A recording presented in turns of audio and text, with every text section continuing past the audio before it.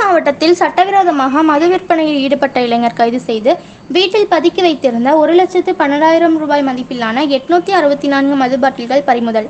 மக்களவைத் தேர்தலை முன்னிட்டு கடந்த 17ஆம் தேதி முதல் 19ஆம் தேதி வரை அரசு மதுபான கடை மற்றும் தனியார் மது விற்பனை கூடங்களில் மது விற்பனைக்கு தடை செய்யப்பட்டிருந்தது.